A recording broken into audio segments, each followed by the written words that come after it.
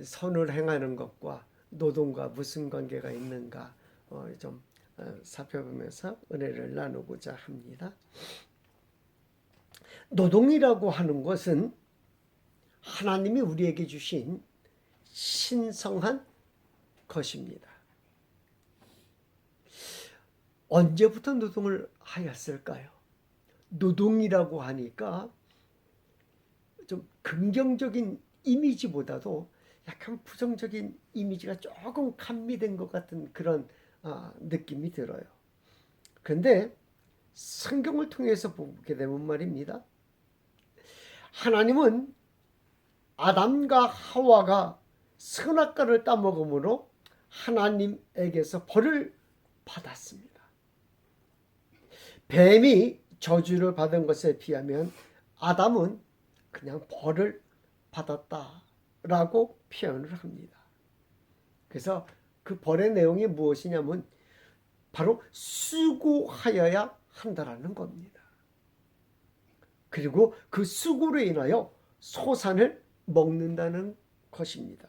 창세기 3장 17절 이하의 말씀에 아담에게 이르시되 내가 내 아내의 말을 듣고 내가 내게 먹지 말라 한 나무의 열매를 먹었은즉 땅은 너로 말미암아 저주를 받고 너는 내 평생에 수고하여야 그 소산을 먹으리라. 땅이 내게 가시덤불과 엉겅퀴를 낼 것이라.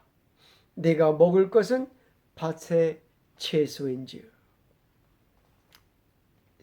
인간이 범죄함으로 수고하는 벌을 주신 것이라고 생각을 합니다.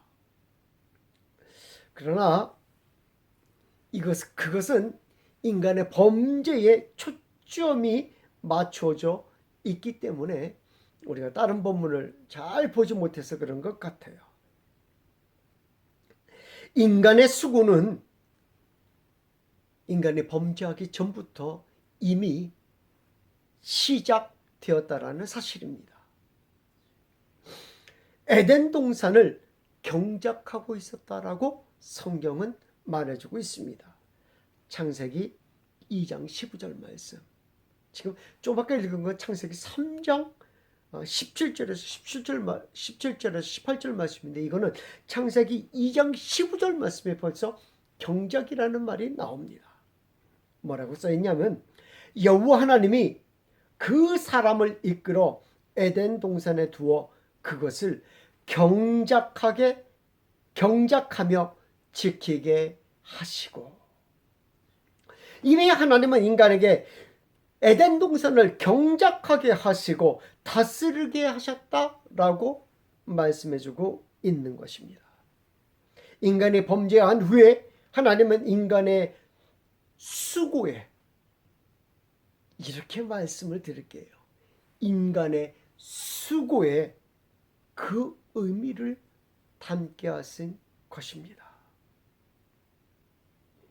노아에게 무지개의 의미를 담게 하신 것처럼 아담에게도 노동의 의미를 담게 하신 것입니다.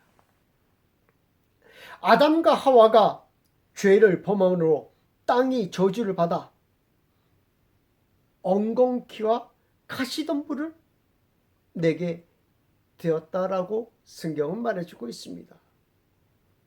여러분, 머릿속으로 가만히 생각해 보았어요. 엉겅퀴와 가시덤불은 언제부터 있었을까?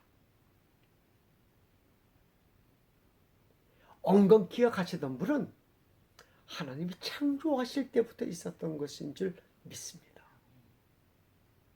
근데 그 엉겅퀴와 가시덤불을 아담이 범죄함으로 말미암아 거기에다가 무엇을? 의미를 더하신, 의미를 주었어요. 엉겅퀴와 가시덤불을 볼 적마다 너는 무엇을 기억해야 된다는 거예요? 내가 죄인이라는 사실을 기억해야 된다는 거예요. 내가 벌을 받았다라는 것을 기억하라는 거예요.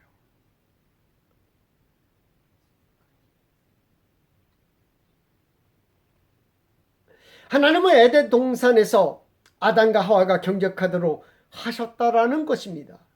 경작이라고는 하지만 경작이라고 하면 굉장히 좋은 말 같고 말입니다.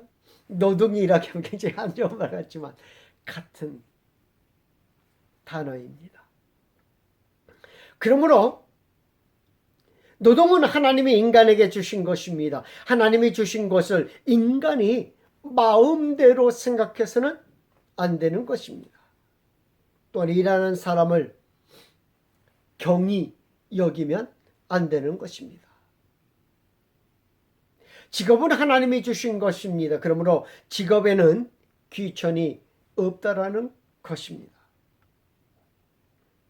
그러나 직업에 귀천이 없다라는 표현에서 우리는 해서는 안 되는 인간의 존엄을 해치는 직업은 선택하지 않는 것이 좋은 줄 믿습니다. 그것이 크리스찬으로서의 본분인 줄 압니다.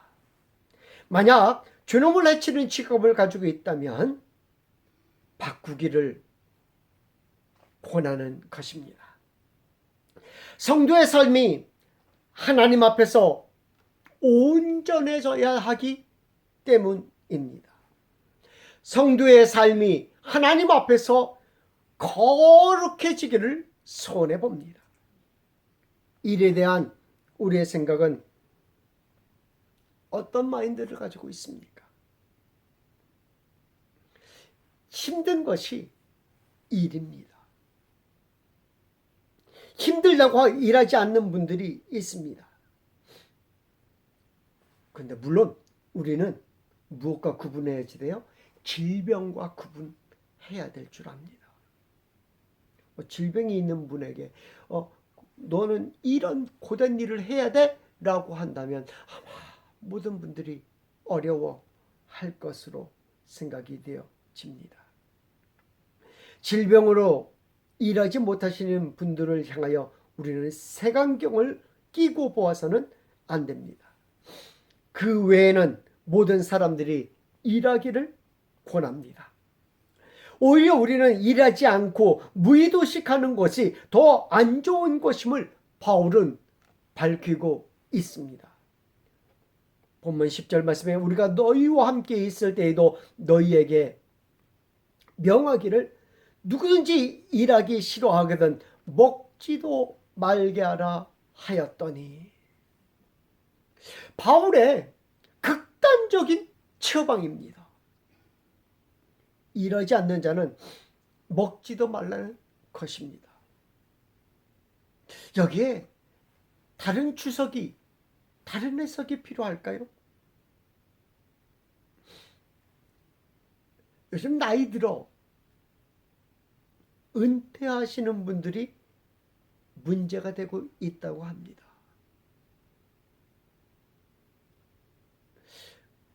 쉽게 생각해서 아무 일이나 하면 되지 뭐 라는 생각을 하게 될 것 같아요. 그런데 평생 동안 한 분야의 전문가였는데 일을 놓게 되니 다른 분야의 일을 해야 한다라는 거예요. 그런데 그 다른 분야의 일을 하려니 뭐예요? 그 일이? 그 일에 대하여는 전무하다라는 거예요. 알지를 못한다라는 거예요. 이거 그거 아세요? 은퇴하면 누가 더 똑똑해져요? 부인이 똑똑해져요. 왜 그런지 아세요? 남편은 평생 그거 하나만 가지고 살았거든요. 근데 집에서 아내는 다방면으로 다 살펴보았거든요. 그래서 은퇴하면 말입니다. 아내가 훨씬 더 똑똑해져요. 그런 이유가 있는 거예요. 남편이 똑똑하지 않아서가 아니라 평생 동안 그거 한 가지만 해서 그래요. 평생 동안 그거 한 가지 해서 저기에다가 또 나보다 시원찮으니까 하면서 무시하지 마시기 바랍니다. 평생 동안 그 한 가지만 해서 그래요.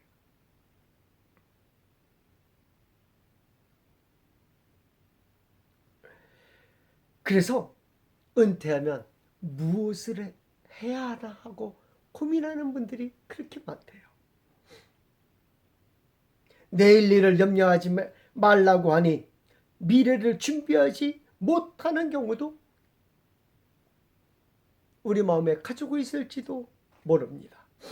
그러나 내일 일은 오늘 하루를 최선을 다하여 살라는 숨은 의미가 있는 줄 믿습니다. 그러므로 우리는 미래에 대하여도 미리 준비하는 성도가 되어 은퇴하더라도 일 때문에 고민하지 않고 하나님 앞에서 즐거운 삶을 사는 성도가 되었으면 하는 것입니다. 일하는 고민에서 해방되는 은혜가 있기를 바랍니다. 데살로니가 교회는 말입니다. 우리가 지금까지 살펴보았듯이 자의 반, 타의 반, 환난과 핍박으로 인하여 일은 하지 않고 일만 만드는 사람들이 있었다고 합니다. 이들은 일은 하지 않습니다. 일을 하지 않는 사람들에게 참 남는 건 무엇밖에 없어요? 시간밖에 없어요. 남는 건 시간밖에 없어요. 그러다 보니 말입니다.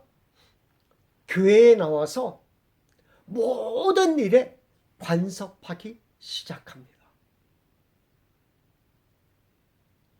교회에 나와서 조용히 일만 하면 아무런 문제가 생기지 않습니다. 그런데 그들이 교회의 일에 관섭하기 시작합니다. 사람들의 일에 관섭하기 시작합니다. 관섭하기 시작하면서 문제가 생깁니다. 좋은 면면을 보면 아무런 문제가 없을 것입니다. 그런데 모든 일에 부정적인 입장을 보인다면 이는 문제를 크게 만들게 되는 것입니다. 남의 일에 밤나라 대추나라 하는 것입니다. 교회 일에 밤나라 대추나라 하는 것입니다. 이들은 사도 바울은 이들을 향하여 뭐라고 얘기하냐면 일만 만드는 자다라고 얘기해 주고 있어요.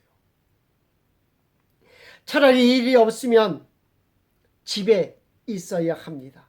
그런데 그러하지 못하고 그들이 향한 발걸음은 입방아 찍기 위하여 움직이는 모습을 보게 됩니다. 이러한 일을 성경은 이렇게 말합니다. 바울은 이렇게 말하는 거예요.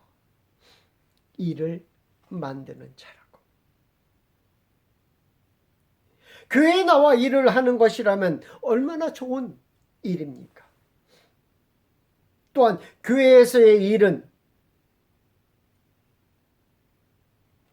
조용히 일을 하기를 권하는 것입니다. 있는 듯 없는 듯 교회에서는 움직이는 것, 그렇게 움직이는 것이 좋은 거예요.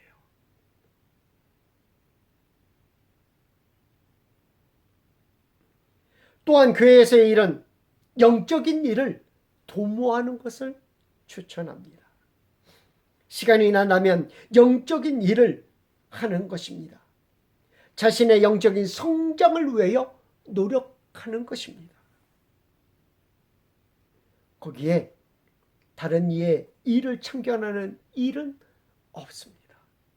거기에 교회의 일에 참견하는 일은 없습니다. 영적인 일에 우리는 얼마나 도모하고 있습니까? 그렇다면 무엇이 영적인 일입니까? 하나님을 만나는 일이 바로 영적인 일인 줄 압니다. 그런데 하나님을 만나는 일 외에 다른 것에 목소리를 높인다면 이는 일을 만드는 자라는 것입니다.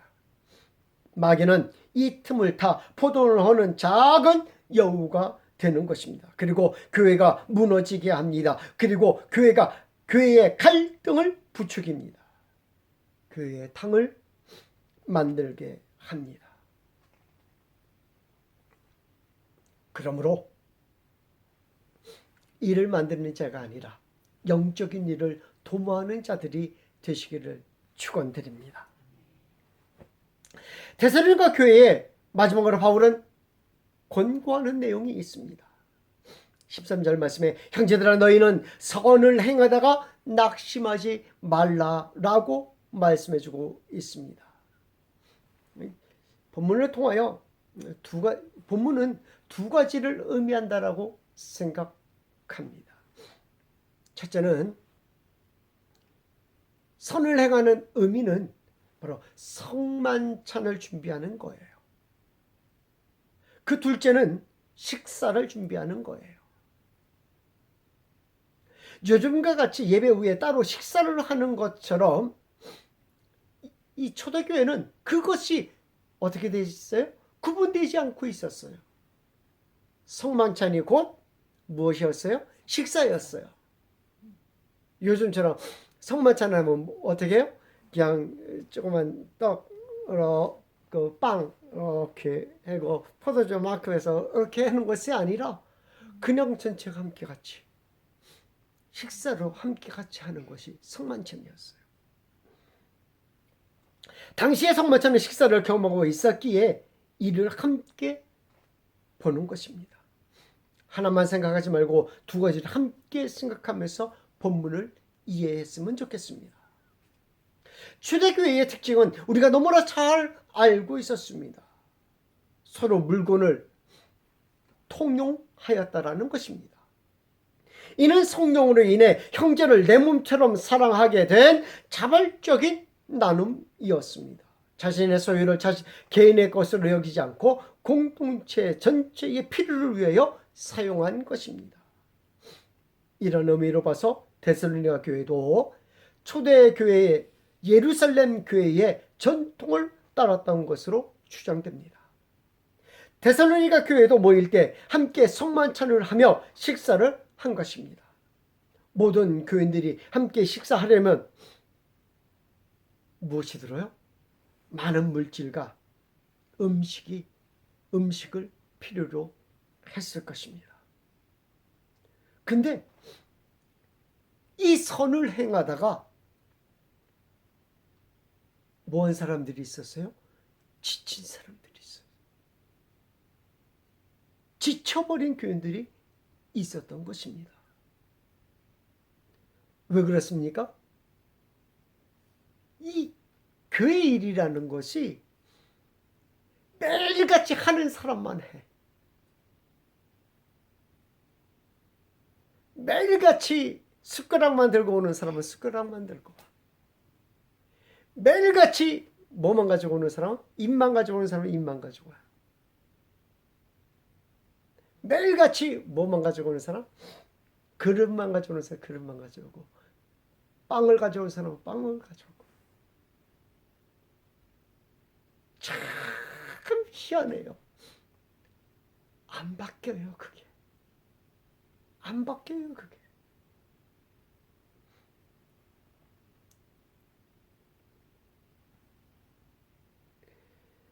입만 가지고 와서 음식을 축내고 있는 사람들이 있는 반면에 음식을 대고 물질을 대는 사람 또한 봉사를 한 분만 봉사를 하는 것입니다.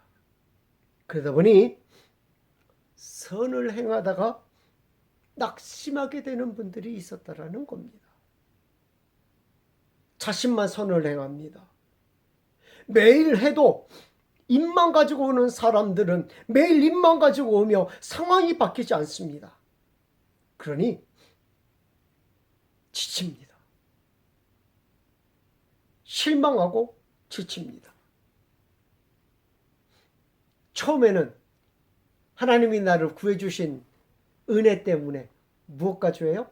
기쁨 가져갑니다. 즐거움 가져갑니다. 내가 이렇게 헌신할 수 있어서, 봉사할 수 있어서 감사한 마음으로 합니다. 그것이 뭐하다 보면 쌓이다 보면 지치게 돼요.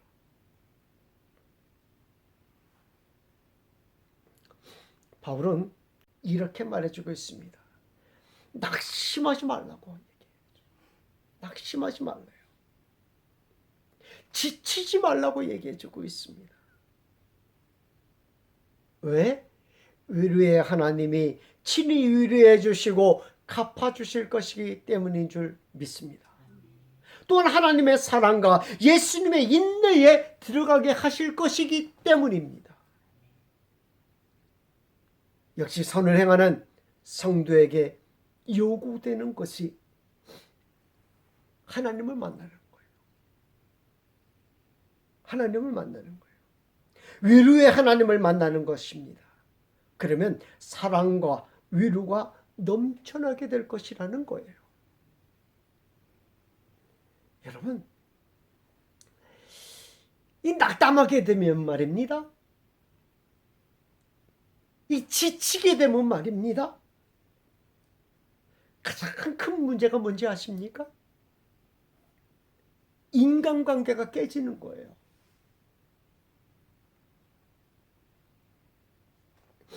불편한 인간관계로 인하여 지치는 사람들이 많아진다는 거예요.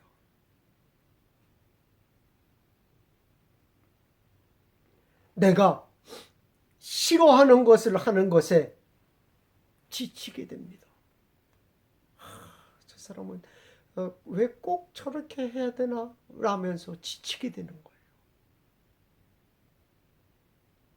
남들은 그것에 대하여 신경을 쓰지 않는데 나만 예민한 것 같기도 합니다. 이러한 관계가 계속되다 보면 인간관계가 깨지게 되고 결국엔 폭발하게 되고 맙니다.